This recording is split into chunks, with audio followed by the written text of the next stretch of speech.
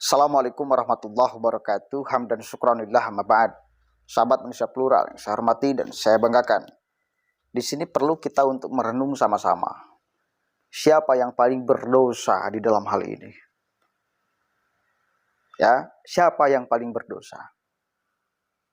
Jadi ketika ada oknum Habib yang berbicara kasar, mencurut-curutkan, mencorok-corokan, ngomong sambil teriak-teriak, seolah bahwa hanya dirinya lah yang punya jamaah, seolah hanya dirinya lah yang punya pengikut. Akhirnya apa yang terjadi? Dilawan lagi oleh Kiai atau Abuya Yusuf dari Banten itu dengan teriak-teriak, ya, dengan kasar pula di depan jamaah lagi sama. Jadi please jangan menganggap bahwa hanya Andalah yang punya jamaah, hanya Andalah yang punya pengikut. Lalu Anda berbicara kasar di depan pengikut Anda, seolah-olah orang lain yang dikata-katai kasar oleh Anda tidak punya pengikut, tidak punya jamaah, bukan kiai, bukan ulama. Ini berbahaya. Jika di atas mimbar semua orang seperti ini. Satu kali lagi, ini berbahaya jika semua orang di atas mimbar seperti ini. Tauladan itu harus kepada siapa? Ya. Kita mau mentauladani seseorang, guru, ulama, habaib, harus ke siapa? Bila seperti ini kan membalas amukan, membalas marah, membalas kasar. Jadi saya kira Abuya Yusuf ini ingin menunjukkan bahwa bukan hanya Anda yang bisa kasar, yang bisa ngomong teriak-teriak, semua orang juga mampu untuk ngomong seperti itu kok. Dan jangan dikira bahwa hanya Andalah yang punya pengikut, punya jamaah. Waduh. Satu kali lagi, siapa yang paling berdosa di dalam hal ini? Kita cek sama-sama nih ya. Kegeraman Abuya Yusuf, Banten. Di depan banyak orang. Beliau jelas sedang ceramah ini.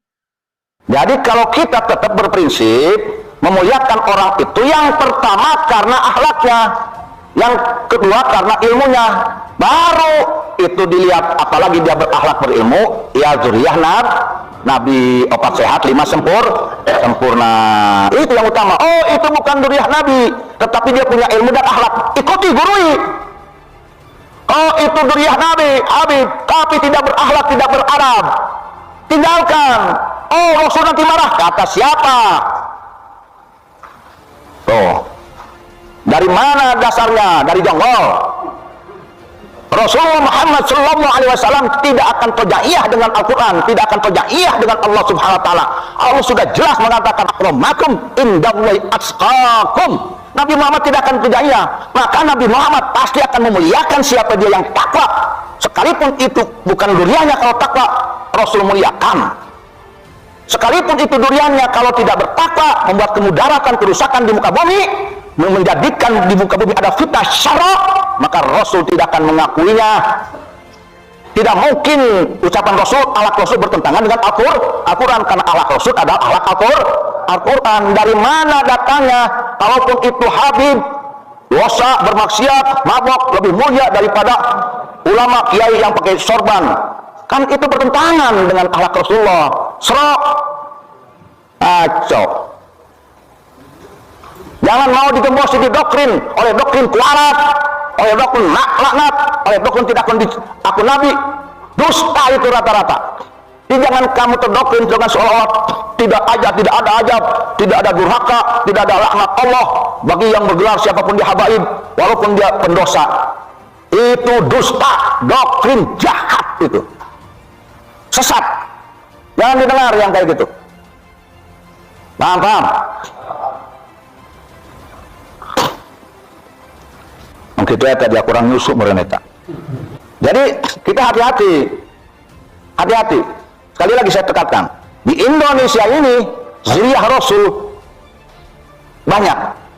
Dari keturunan Wali Songo, justru itu ada keturunan Syekh Abdul Qadir Jailani, keturunan Sayyidina Hasan. Harus hati-hati.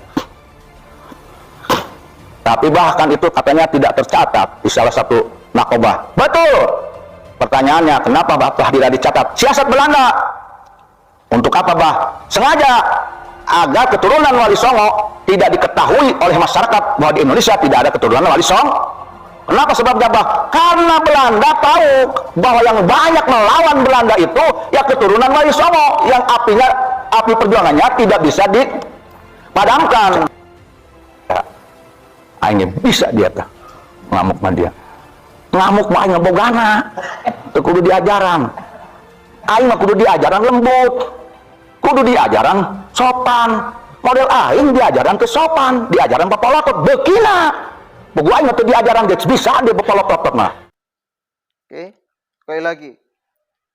Jika semua orang di atas mimbar seperti ini, di atas mimbar seperti ini, di depan banyak jamaahnya, di depan masyarakat, di depan banyak pengikutnya, mau bagaimana ini?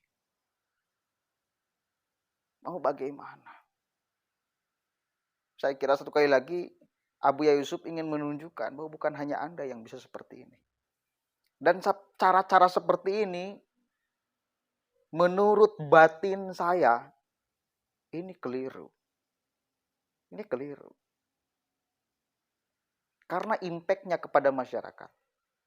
Coba bayangkan impact-nya kepada masyarakat bila para mubalik, para penceramah, para pendakwah ngomong seperti ini ke depan masyarakat, di hadapan masyarakat. Apa impact yang dirasakan oleh masyarakat? Adakah ketakwaan yang didapatkan oleh masyarakat? Adakah ketakwaan? Adakah keimanan yang memuncak? Adakah ketundukan kepada agama? Adakah akhlak yang baik setelah pulang pengajian? Pikiran yang damai setelah pulang pengajian? Hati yang tenteram setelah pulang pengajian? Yang ada gejolak emosi, gejolak amarah, pikiran kemana-mana. Tidak ada ketentraman. Boro-boro mendapatkan ketakwaan. Boro-boro mendapatkan akhlak, nilai luhur yang diwariskan oleh agama Islam melalui baginda Nabi Shallallahu Alaihi Wasallam, ya, liutammima makarimal akhlak. Kan nggak ada, nothing, nggak ada. Makanya saya meminta sebagai orang awam yang tidak punya jamaah, yang tidak punya pengikut, hanya mengikuti. Dan saya memperhatikan, menimbang dengan baik-baik impact para penceramah model Bahar Smith dan kawan-kawan. Ini enggak baik, bos. Coba satu kali lagi. Masyarakat ketika mendengarkan ceramah-ceramah kasar, coro-coro, bajingan, babi, anjing, meskipun dalam kerangka kritik kepada pemerintah yang dianggapnya zolim, pantaskah?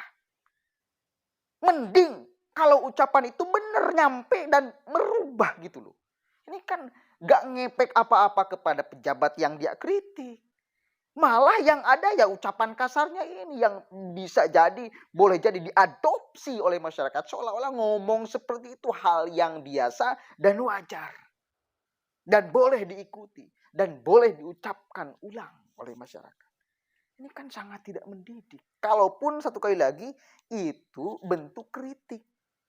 Pantaskah kritik dengan kalimat-kalimat kotor seperti ini? Tidak membawa perubahan, yang ada kerusakan moral masyarakat. Perubahan yang dia harapkan dengan dia mengucapkan itu nggak ada, yang ada moral masyarakat rusak. Karena ucapan kasar lalu kemudian mungkin diadopsi oleh masyarakat. Mungkin dianggap wajar oleh masyarakat. Nyebut anjing, nyebut babi, nyebut coro, nyebut curut mungkin dianggap wajar pada akhirnya. Kan, ayo dong. Dan termasuk apa yang diucapkan oleh Abuya ini untuk diadopsi oleh masyarakat, saya kurang sepakat. Karena emosi, karena marah. Melawan kemarahan dengan kemarahan. Mau sampai kapan satu kali lagi?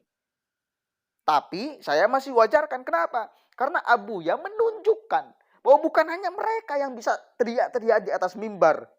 Bukan hanya mereka yang bisa ngamuk-ngamuk di atas mimbar. Semua orang juga punya potensi untuk seperti itu. Cuma ada yang diucapkan atau enggak. Karena melihat impact-nya. Ini kalau diucapkan marah-marah di atas mimbar akan seperti apa nih kepada masyarakat? Efek dakwah kita akan seperti apa kepada masyarakat? Akankah menjadi keimanan yang memuncak? Ya, ketakwaan yang memuncak, moral yang baik? Kan enggak ada. Kan enggak ada.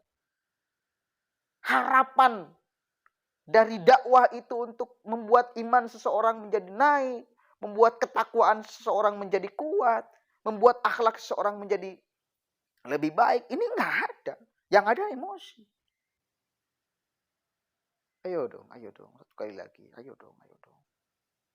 Sadar yuk sama-sama, bareng-bareng.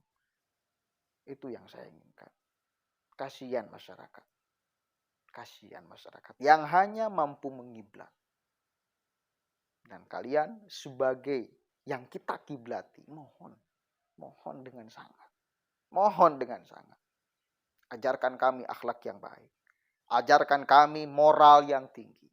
Ajarkan kami keimanan yang tinggi. Ajarkan kami ketakwaan yang utuh. Itu yang kita harapkan. Assalamualaikum warahmatullahi wabarakatuh.